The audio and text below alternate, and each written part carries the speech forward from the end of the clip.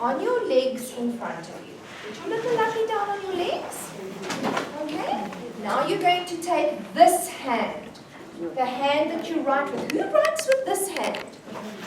Who doesn't write with this hand? Good, all right. Okay, so but let's take this one first. And I want you to put it on your cloth. And I want you to tickle, tickle, tickle, tickle, tickle, tickle, until you've got a tiny little ball. And squeeze it all together, tight as you can. Squeeze your ball. And then I want you to throw it up in the air. And woo! Good, lovely. Now put it down and make it nice and smooth with a flat hand or two. Smooth your little cloth. Good. Now we're going to use the other hand. And you're going to put your hand on the cloth and you're going to tickle, tickle, tickle, tickle and squeeze it all together until you've got a nice tight little ball. And then we're going to throw it up. Ooh, some of us can't catch. All right. Now take Peter Pointer and Tommy Thumb and look at your cloth and you put Peter Pointer and Tommy Thumb in one corner and you wave goodbye. Wave goodbye to somebody. Right, and now let's take Peter Pointer and Tommy Thumb of your other hand, pinch in the corner and wave goodbye. Very nice, lovely. Now put your little cloth down on the floor in front of you. And I want you to stand behind your cloth. Stand behind your cloth. Right. And if you think your friend is not standing behind their cloth, then just help them gently. Don't push them. Just help them gently. Lovely. Now, stand next to your cloth. How many next tos have we got? Two. You can stand on any next to. Now pick up your one leg and step over the cloth to the other next to. Good. And now, without lifting one leg at a time, we're going to use both feet up together and we're going to jump onto our cloth. There we go. Well done. Pick your cloth up again. And you may sit. Ladies and gentlemen, that was just an example of something simple that you can do with the children. Either when they're coming from break, when they're hanging from the chandeliers and they're going crazy and you need to just calm them down, or first thing in the morning, or when you feel they need a break during the day. Because one of the things we don't do enough is to let the children move. So depending on what you want, if you're trying to calm them down, you're not going to make them shaking. And the other thing is to put it down and to run around your cloth one way, then run around the cloth the other way. If you're calming them down, you're not going to do that. But you might be doing other things. Another lovely thing is to fold it very carefully and as neatly as you can. All the corners together. It's a very quiet, soothing activity for the children. And this is a simple piece of cloth, but what works beautifully is a face cloth. So if at the beginning of the year you are doing your stationery list and you want to ask for a face cloth, they're not terribly expensive. The only criteria is that it must be a soft piece of cloth. It mustn't be something like denim, because those little fingers can't do this to a hard cloth. Okay, well, now that we've done our icebreaker, good morning and welcome. My name is Jenny van Velden, and this is Issy, and Issy will chat to you for a few minutes. Yes, my real name is Isabel, but they call me Issy. Yes, Issy. Yes, Jenny and I have been teaching at Afrikaans schools, And that's been quite a challenge for us because we're both English speaking. But I've got very used to being Jeffro Issy and used to being hugged by 20,000 children, so it's been a really wonderful experience. I'd just like to say how wonderful it is to see all these ladies on a Saturday morning coming to our workshop. We really appreciate that. Time is very, very valuable when you're a preschool teacher, and it doesn't go unnoticed that you're all here, so thank you for that. Foundation phase is also very, very different from teaching in the rest of the school. You have a massive responsibility, which I'm sure you're totally aware of, but what your little children feel about school in grade R could possibly follow them all the way through in their teaching years. So we have to make it as much fun, as enthusiastic as we can possibly be, and at the same time to give them all the pre-writing skills, pre-reading skills, all sorts of skills that they will later on develop. And as you know, they are such enthusiastic little children. They want to help, they want to tidy up, they want to clean up, they just want to please us. And we have to use all those positives. We all come from different backgrounds. Schools are very, very different. They're not all the same. And even I've noticed that not all schools get exactly the same apparatus from the government. So we have to learn how to make use of what we have. And Jenny and my aim today, one of our aims, is to show you how to work smarter and not harder. And by that we mean that you don't have to constantly reinvent the wheel. If you're doing transport, that can involve all sorts of things, like farming and transporting items from one place to another. Why do we have to be transported? Walking is also transportation, and there are all kinds of ways of being transported. In the air, with aeroplanes, helicopters, on land, cars, taxi, buses, transport by sea. Even this little baby there is being transported in a pram. And you could also tell them about how important it is to be transported in a wheelchair, and what does that require from us as well, and our whole behavior and attitude towards disabled people. So I know you're going to have fun. The last week had loads of fun, and I'll pass on to Jenny now.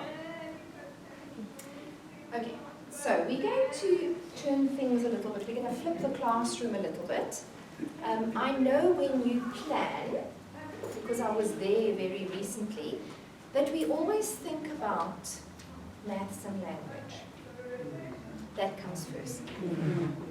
I'm going to ask you now to forget about that and think about your life skills first. Your life skills is made of 4 components: personal well-being, performing arts, creative arts, and physical physique. And a lot of people forget that. A lot of those other components are left behind. I often say to the teachers now, how did you compose your life skill code? So what we're going to do today is to try and help you to work smarter and not harder by starting with your life skills. CAPS tells you what themes to use. You don't even have to think of them. You're told what themes to use. You know what language work to do. You know what mathematics to do. And you know, even in the life skills CAPS document, it breaks it down and tells you what you need to teach in life skills. So it's there for you. So let's use it.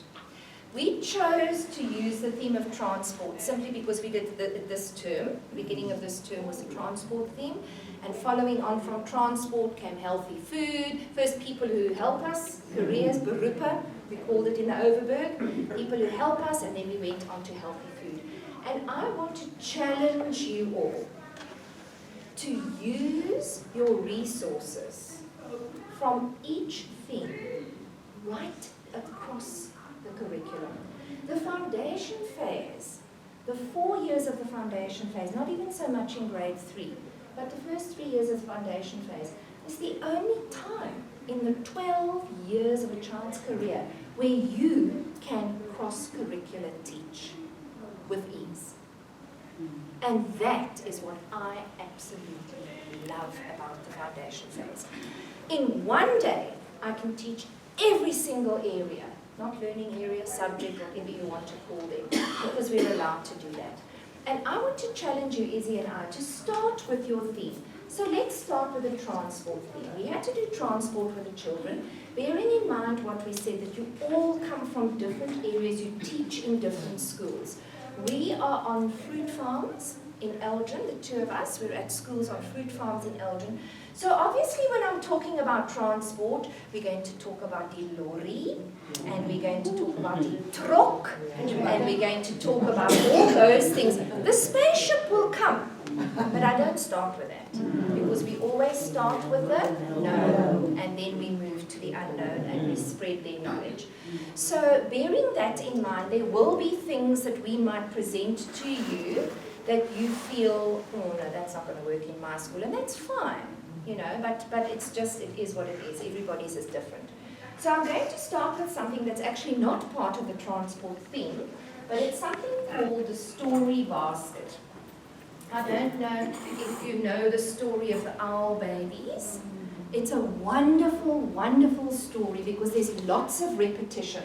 It's the mommy owl that flies away, and she's got 3 little owls, and the one is the baby. And every time the baby says, I want my mommy. And I mean, the kids love that. They just love that repetition. So what I've done is made 3 little felt owls, and the book goes into the story basket with it. And a child can take the basket, go and sit anywhere in the classroom, and tell the story to himself or to his friends. Or you could use it on the mat as a group. Just to get back to your tables, I forgot to mention that, your theme tables, ladies, you would have a smaller table, okay, your little KG tables. Try and position it close to your mat, because that's where you do a lot of your group teaching. And you want to be able to refer to things on your theme table or on the wall easily. So make it accessible. Don't put it in the far corner of the classroom where you've got to send a child to go and fetch something from the table. Put it close by where you can have access to it. You've got your posters. If you put it against the wall, you've got a little bit of a wall area that you can use as well. Okay? I like to cover my theme tables with a tablecloth. I was telling the previous group I had 5 different tablecloths, and I would change them every 2 weeks or so. Try and keep your tablecloth as plain as possible, unless it's a special occasion. Now this one does double duty. This is going to work for spring. Okay, so I like the plastic ones because I can wipe it, but I've got fabric cloths as well. And that you will put on your table so that it distinguishes your theme table from the rest of your classroom. This gets set up on a Friday afternoon when the children have gone. Your theme table should be so exciting that the children can't wait to get into the classroom on a Monday morning to see what's on the theme table. But very importantly, ladies and gentlemen, this is not a showpiece for the CA. This is an interactive resource. So don't put things on your theme table that you don't want the children to touch. There's nothing worse for a little child who wants to experience something. You're saying, don't touch, no. Then don't put it there. I put this theme table, I was telling the group before, I did the transport table at the school that I'm at on the Thursday. Got back to school the following week, it was gone. Everything was in a box. And as I was carrying it out, the one little boy looked in the box and he said, Juffrou, what is dit? And it was one of the cars. And I questioned him. I said, have you not seen it before? He said, nee, ons mag nie aan die goed raak nie.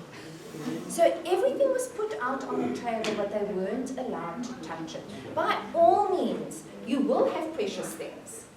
You will have precious things that you bring, but you show it to them. And then you put it away, or you let them look at it and touch it with your supervision. I've got a dinosaur that works with batteries and it walks along and makes a noise, and the children absolutely love it. But I can't leave it out. But I share it with them and put it away. So your theme table must be interactive. The children must feel that they can go up and have a look. Issy's got a lovely idea for managing your theme table. Yeah. Yeah. Now answer your question. See that you're talking about the theme table. I have a question. Are you allowed to put something that he can eat? Yes. Yes. Oh, okay. Yes. Yes, yeah. As long as it's not something like nuts and they've got a nut allergy or something. Yeah. Yes, of course. Absolutely. Now, managing the theme table, from the experience that I've had in mentoring, that is where the problem comes in. Because if the children are not used to having a theme table, and you know it's very difficult to keep it all going all the time, as you know, then you'll get 40 children all just dashing for the theme table, half the stuff's on the floor and the teacher gets irritated. And so it's your responsibility to give them responsibility. So what I suggest is that you let one group at a time have the special treat of looking at the theme table on their own. So that's going to have, say, a max of probably eight learners. Like you wanted to call them kiddos, but they're learners. And so they can come up to the table and have a look at the stuff and work it out. And then the leader of that group for that week or however you decide, it's their responsibility to pack it all back again as it was. So that for the children that are coming the following day or later on during that day, they have the same experience. That is so important. You know, I've been finding disciplining the children has been quite difficult. They all come from different areas and their parents expect different things from them. So you really have to rack your brains in order to work out a suitable plan to be interactive on that table. Right, so you've got your theme. It's a good idea that we're having this workshop today at the end of August. You've got a couple of months to think about. You know what your themes are. CAP's curriculum is not going to change.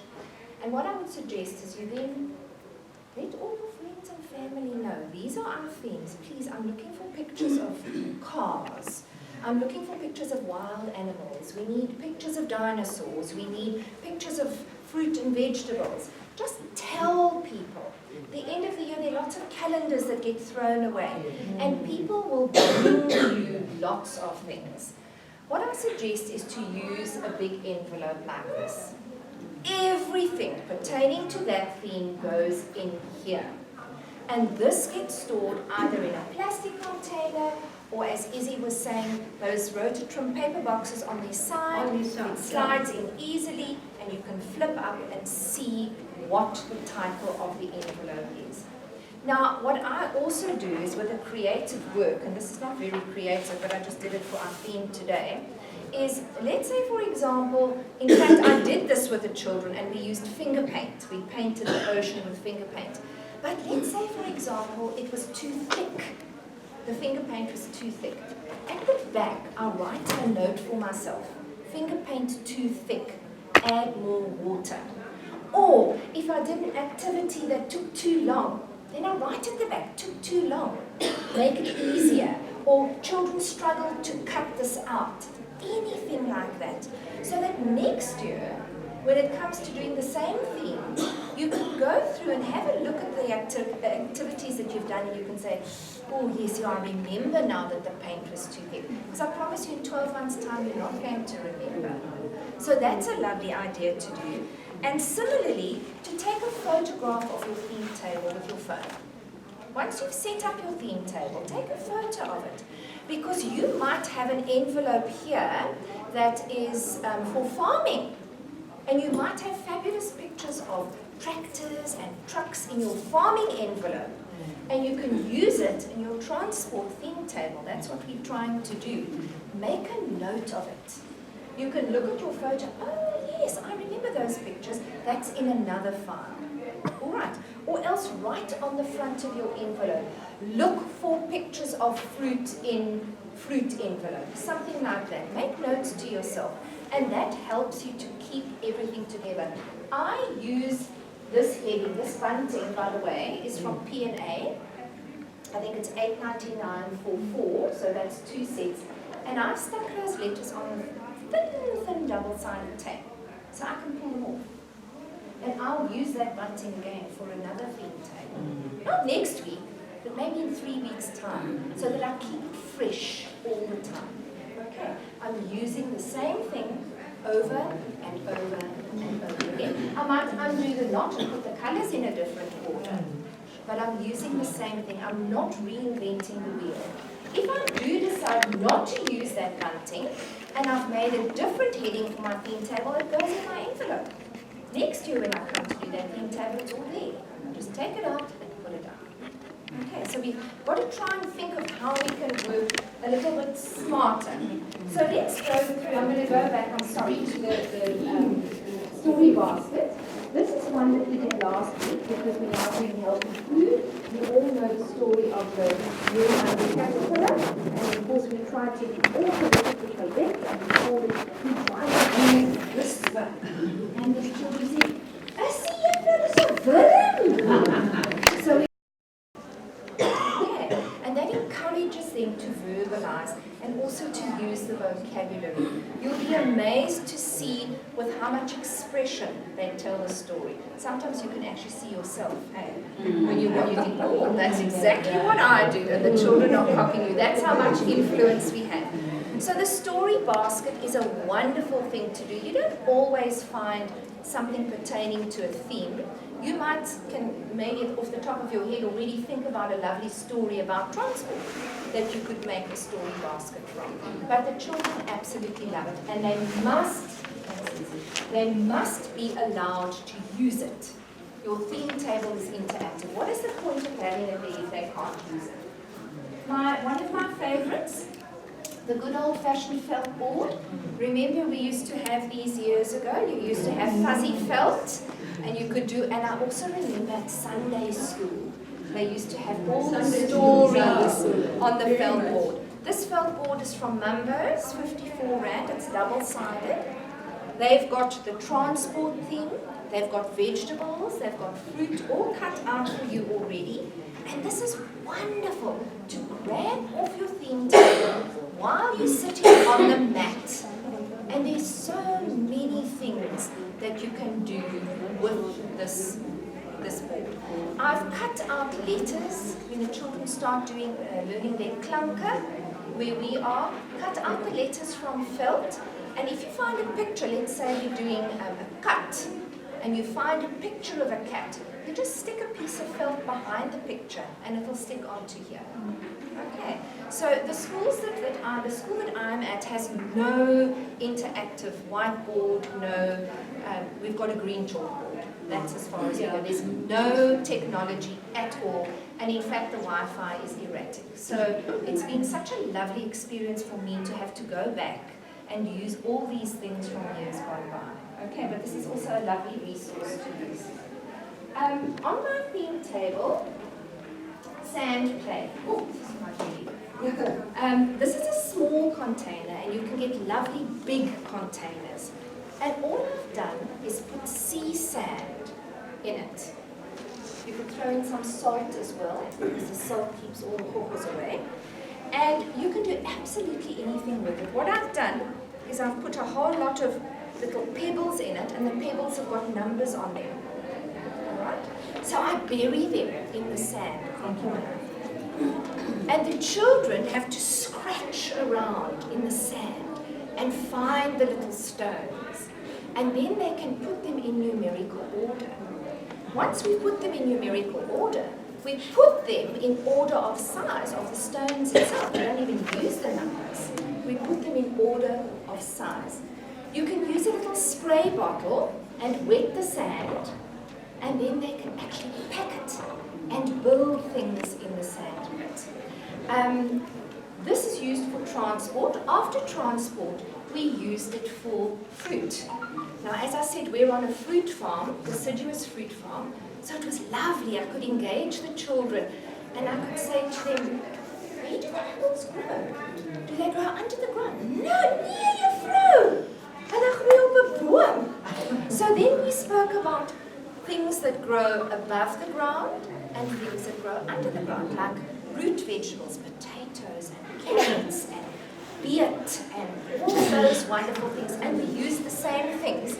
I just made the tops out of paper and we stuck it under the ground. The wonderful thing about this is you put a lid on it and you put it in your cupboard. And you don't have cats scratching it, as Issy was saying. Yeah, it works. I find in the schools that I've been in, the sand pits that are outside, okay, they're a reasonable sort of size, but they are really not looked after. You know, it's a lot of work looking after sand pits. You've got to, I know from experience, you bring in truckloads of salt and all sorts of things to keep the thing going. Plus it's got to have a lid to keep all the cats out from being in there. And I think it's far more practical to have, Jen's got that one there, but they also got lovely round yellow ones that you can have one on your veranda, and that's quite easy to cover actually. And another one next to it was water play, because as you know, sand and water play for children is, you know, arriving in heaven. So don't neglect your sand. Don't neglect your sand. What we've also done sometimes is we've taken the sand out when it's got really shabby and put in their coloured mealie rice. You might get some parents to give you a few bags of mealie rice which you dye, and that's also playing with sensory items where you can't make a mistake. That's just another idea. The other nice thing with transport is we emptied that and put water in it with sunlight liquid. Made lots of bubbles and had a cup full of old toothbrushes, and they had to wash the cars with the toothbrushes, and they absolutely loved it. Then I could do the same with the fruit and vegetables, because now we're going to teach them that we need to wash the fruit. If we don't peel the skin, we need to wash the fruit. So we can put water in there, we can wash all the apples, we can wash the pears. Do we have to wash a pineapple?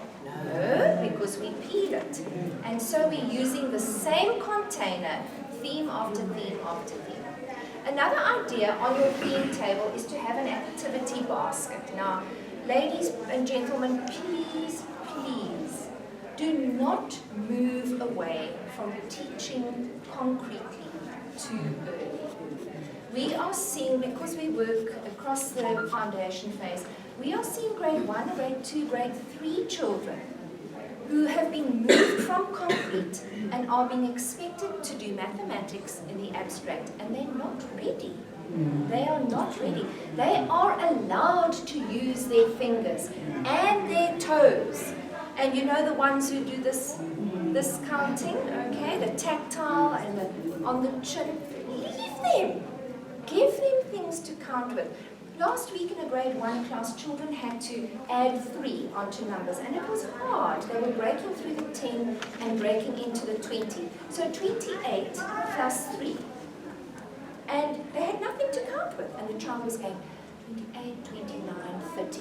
It's 30. And I looked at all her answers, and that's what she had done, because she didn't have something to count with.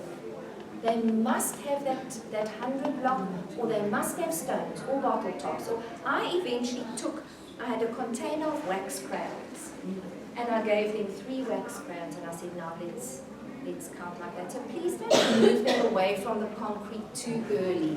It's, you know, I think, having spoken to teachers, I think teachers feel that they've achieved something when the child doesn't need concrete apparatus anymore. You've achieved nothing except to put that child at a disadvantage. So just allow them to have as many things as they like. So on your table also, you have an activity basket, and this activity basket can have some paper and pencil work that we seem to love so much, but it can have lots of other things as well. And depending on what time of year it is, we're now in the 3rd term, so some of the children might manage to use a stencil like this. Some of them won't. Issy's got these beautiful stencils that are made out of the back of of cereal boxes. They're about 30 years old. Yeah. When I used to teach. So the child puts it down on the paper, and it's quite a challenge having to start on the side. There's a little star there. You start with the star and you trace all the way around it. Okay? But you can use these little cardboard vehicles for anything. You can do a pattern. You can say to the child, I want a truck, truck, car. Truck, truck, car. Or you can say to them, blue truck, red car, blue truck, red car. You can give them instructions, and they can use these cereal box stencils over and over and over again. You could use these for counting, and you could use them for sorting as well. Put all of the bigger vehicles together and the smaller vehicles together. So there are lots of uses for something like this. And this is a lovely idea too. Oh, this is very simple but lovely. This is like a very simple idea, just in one of your extra tables, not your main table. And they take a little car and they start over there where the arrow is, and they have to go all the way around, all the way around. And of course you watch them do this. And what they tend to do, as you probably know, they start here and then they just want to go straight across. They're not doing the midline thing. And the midline, crossing the midline is vital. So this is fun. The boys in particular enjoyed this, and the girls had the pink class, so it worked for both of them. Using books that you might have 5 minutes. using books that you might make up yourself. Okay, if you can't get hold of books, let the children cut pictures out of magazines. And this one, lovely. These are their own drawings. The children do remember. Doesn't matter if you don't recognize what it is. You say to the child, that's beautiful. Tell me what it is, and I'll write it on your paper. So it doesn't matter if it's ugly, it still goes in the book. Okay? So these are, look at that. That's a hot air balloon. 2 different stages of development. But it's a book that they have made, and you can tell a story using this book as well. That's what we are. As foundation phase teachers, we dramatists and we storytellers. I'm going to whiz through these other things quickly. Another little game, left and right. This is obviously later on in the year. Little pictures, and they've got to place which cars are going left and which cars are going right. Okay, this can also go in the activity basket. Very important. Air, water, and land. Okay. Air, water, and land. And you put these down, and they've got pictures that they need to put of that sorting as well. Pictures that go in the air, water, and the land. And Jane, please don't forget your lovely music. I'll do the music. Okay. These ladies, these are plastic eggs. We got them at Pick and Pay last year. I think after Easter they had a special. It was very, very cheap. They had little sweeties in them. But the children absolutely love them. They keep saying to me, wanneer gaan ons scrambled eggs speel? So I've used them in grade R, I've used them in grade 1, I've used them in grade 2, I've used them in a remedial format. They open up, and you can open them all up, and the children need to put the colors together. And the interesting thing is, it's got to go together in a specific way. So they've got to figure out something's wrong, this isn't fitting. They've got to realize that they've got to turn it around and put it together. What you can do is put a little piece of paper with a number in here. Numbers from however you've got probably to number 8. We're working up to 8 at the moment in grade R. Numbers 1 to 8. You can have a piece of paper, numbers 1 to 8. The child has to open the little egg, take the number out, and put it next to the number on the piece of paper. I've used this in grade 1 for word building, where I've put a little word in here with 3 letters. They open it up, they take the letters out, and they build a word with it. So keep your eye open for things like this. You can use it over and over and over again in all different areas. You know, I can put the names of cars, I can put fruit, I can put vegetables, whatever you like. You can put pictures in here, and they need to match pictures. So this works very well. I'm going to quickly shoot over to this. A large piece of paper, particularly for this theme. Put it down on the ground. The child kneels on it, and you give them a crayon. And the crayon is their car.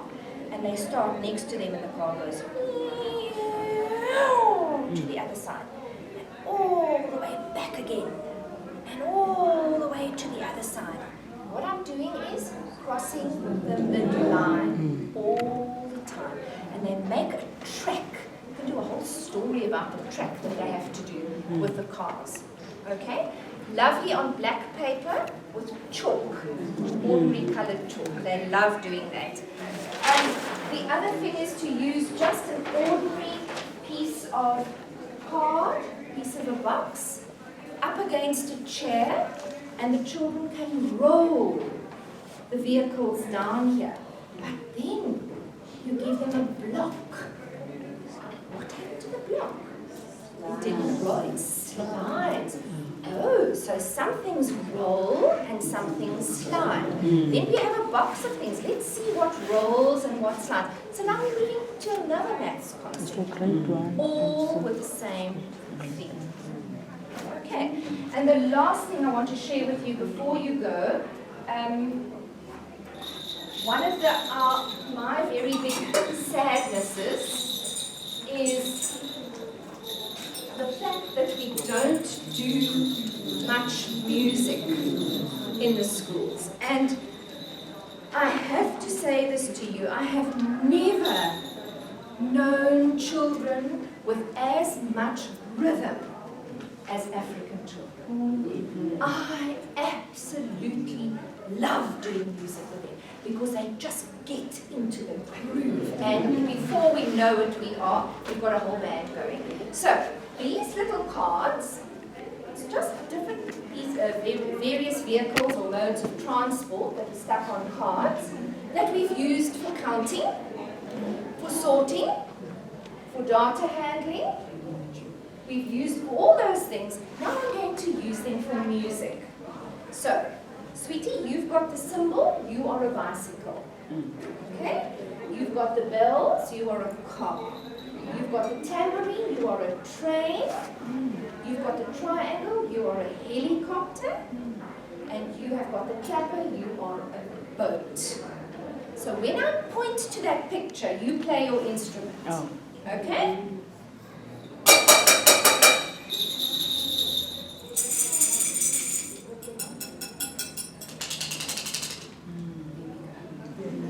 Now you've got small groups. You've got 4 children with cymbals, 4 children with bells, 4 and so on. Now we're going to have a band. So then you organize your pictures so that you have Twinkle, Twinkle, Little Star, or whatever song you want to. So we're all going to play together now. Let's all play our instruments together. Let's hear all at once.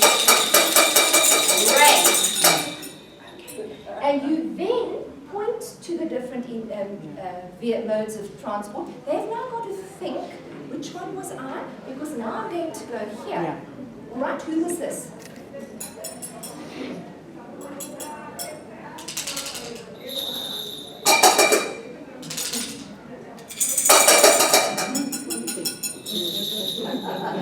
So there's quite a lot of thought that goes into it. But you know what you find? That the children are so smart, they actually get the pattern. And before you know, they're not even looking at the board. They just know I must play after this one and after that one. And it's a lovely way of getting rhythm, getting music, and bringing that into your theme. Now next week we might be doing fruit and vegetables, and I could have apples and pears and bananas, and we can do something different, a different song. But I've used the things that I had to do music. And that's what our plea is for you today, is to go from what you know and what you've got. Start with your life skills theme, and then pull in your maths and your language. And finally, we want to share something with you that's from Tukasada when we trained. It's something called the Squid Book, or the Lap Book. Who knows the Squid Bookie? Good. Okay, this is one of your most important important pieces of information. Confidential little book, tiny little book like this, about 4 pages for each child throughout the year. And in here you make all your notes, anything that happens during the day. I find it easier to do it in alphabetical order, and all you do is put the date and write something down that only you can possibly understand. But you need this little book because you're going to be interacting with parents. Child might have been rude or something. Parents say, what kind of a rude? You say, well, such and such a day, you swore at me, or you did this, or you did that. Child is not getting on with other people. Really?